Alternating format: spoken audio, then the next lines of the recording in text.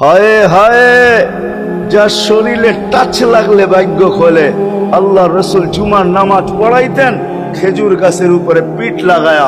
ওই সময় মেম্বর ছিল না, কে জানি কোত্থেকে মেম্বরের প্রযুক্তি শিখা আসছে।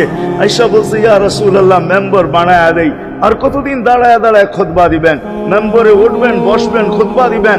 তো মেম্বর যখন বানায়া দিছে, আল্লাহ রসুলেরও পছন্দ হয়েছে। দাঁড়ায় দাঁড়ায় আর কতদিন খুতবা দিব? মেম্বরে পা রাখতে দেরি, শুকনা খেজুর গাছ বাচ্চার মতো কাঁদতে দেরি করে নেয়।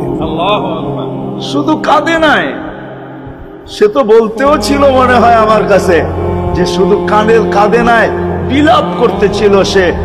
কোত্থেকে এই ব্যক্তি আসলো, সে কোত্থেকেই মেম্বরের প্রযুক্তি পাইল, আর মেম্বরই বা কোত্থেকে বানাইলো?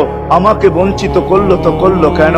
আল্লাহর রসুল তার কান্নার আওয়াজে নিচে নেমে আসছেন, হাত বুলাইতেছিলেন, সান্ত্বনা দিতেছিলেন।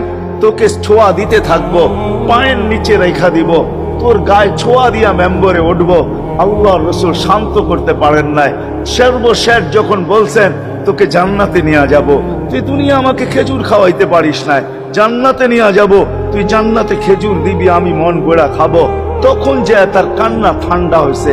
মেরে দোস্ত, যার ছোঁয়া লাগলে ভাগ্য খোলে। আবু তালেব তো বুকে ঘুমাই, মুহাম্মদুর রাসূলুল্লাহ তো আবু তালেবের বুকে ঘুমাইতেন। শুধু ছোঁয়া না, যাকে কাছের থেকে দেখলে ভাগ্য খোলে। আল্লাহ রসুল ঘুমায় আছে, জাবের রাদিয়াল্লাহু তাআলা আনহু পাহারা দিতেছেন। দূরের থেকে একটা গাছ মানুষের মতো হাঁটতে হাঁটতে আসতেছিল, মাথার কাছে দাঁড়াইছে। দীর্ঘক্ষণ দাঁড়ানোর পরে চলে যায়, নিজের গায়ে জায়গায় লেগে গেছে। ঘুমের থেকে যখন উঠছেন তো বলতেছিলেন, ইয়া রাসূলুল্লাহ, জাদু দেখলাম। কয়, কিসের জাদু? কই, গাছটা দূর থেকে আসলো, মানুষের মতো হাঁটতে হাঁটতে আপনার মাথার কাছে দাঁড়াইলো। দীর্ঘক্ষণ দাঁড়ানোর পর আবার চলে যায়, নিজের জায়গায় লেগে গেল। মনেই হয় না সে একবার উঠে আসছিল।